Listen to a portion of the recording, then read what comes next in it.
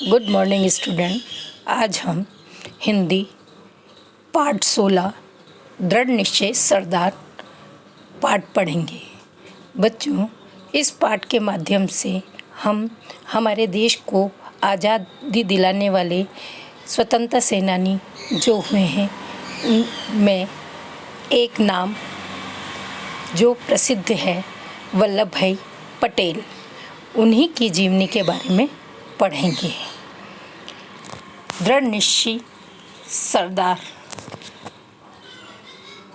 दृढ़ निश्चय यानी जो भी निश्चय कर लेते थे वह पूरा करके ही छोड़ते थे। यही हमारा पाठ का नाम दिया गया है।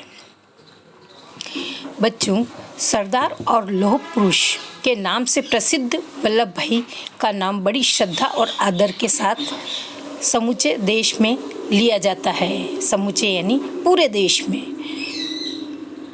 सरदार वल्लभ भाई पटेल का नाम लौह पुरुष के नाम से जाना जाता है और आदर भाव से उन्हें नमन किया जाता है। उनका जन्म 31 अक्टूबर 1875 ईस्वी में एक कृषक परिवार में हुआ था।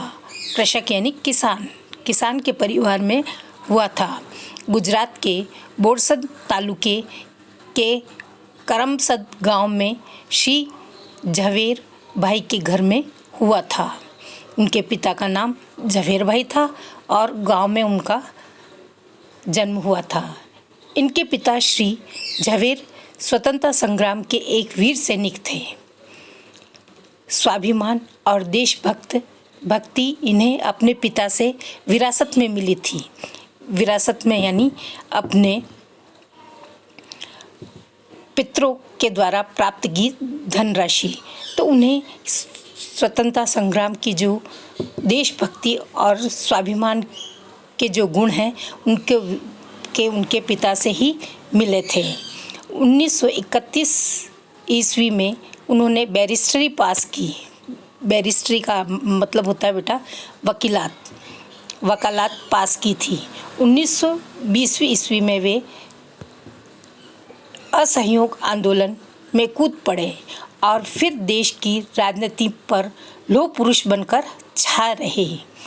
कि जब 1920 में जब हमारा देश आज़ाद नहीं हुआ था तब वो असहयोग आंदोलन के माध्यम से देश के स्वतंत्रता सेनानी के रूप में कार्य करने लगे और ऐसे कार्य करने लगे कि उनके लौह पुरुष के नाम से उनकी छाप बन गई। 15 दिसंबर 1950 ईस्वी में को वे महाप्रयाण कर गए। महाप्रयाण का मतलब उनकी मृत्यु हो गई 15 दिसंबर 1950 ईस्वी में। उनका संपूर्ण जीवन वैसे तो प्रेरक प्रसंगों से भरा है।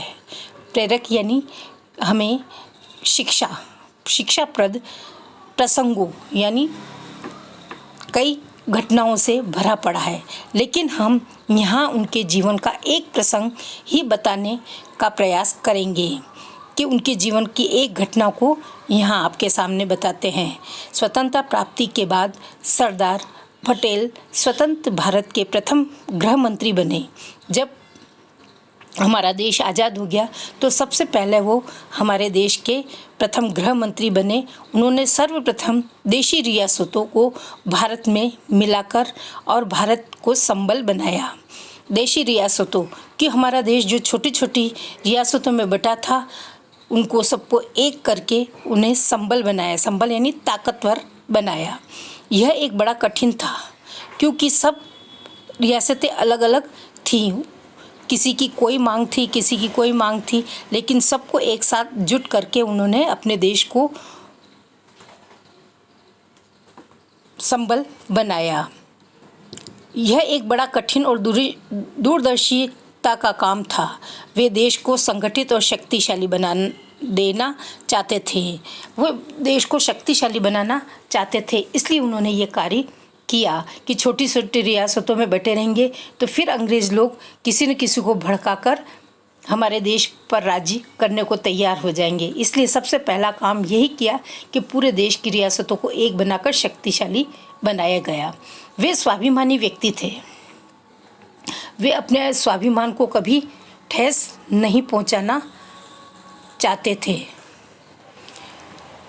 उन्हें देश के स्वाभिमान का भी सदा ध्यान रहता था कि हमारे देश पर कोई ऐसा कार्य नहीं हो कि उस पर चोट हो। एक बार सोमनाथ मंदिर गए। वहाँ सूर्यास्त का समय था। समुद्र का दृश्य बड़ा ही मनोहर था। सरदार पटेल ने तट पर सूर्य की ओर मुख कर अंजलि से जल दान कर रहे थे।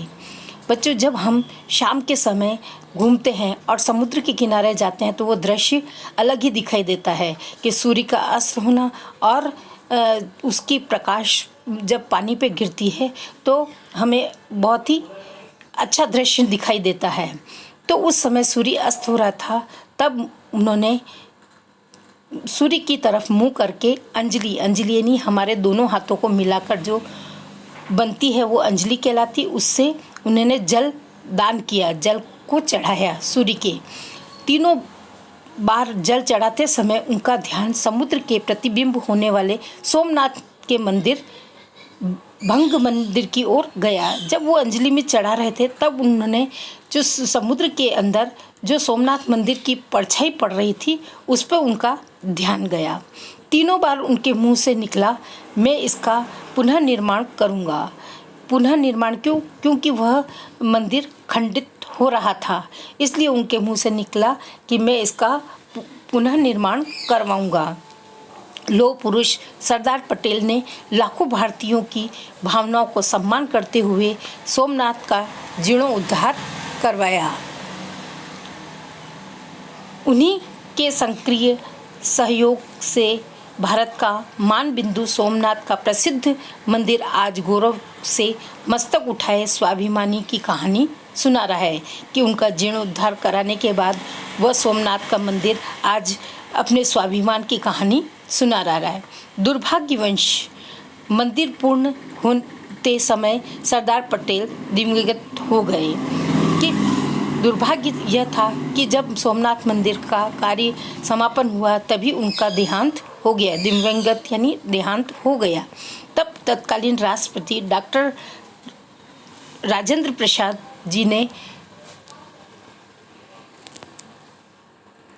सोमनाथ के मंदिर का उद्घाटन किया। यह सच है कि आत्मसम्मान एवं राष्ट्रीय स्वाभिमान के लिए मर मिटना ही दिव्य जीवन है। कि जो व्यक्ति इतना कार्य करके अपने आत्मसम्मान और राष्ट्रीय स्वाभिमान के लिए मर मिटा, ये एक दिव्य जीवन है। ये एक बहुत ही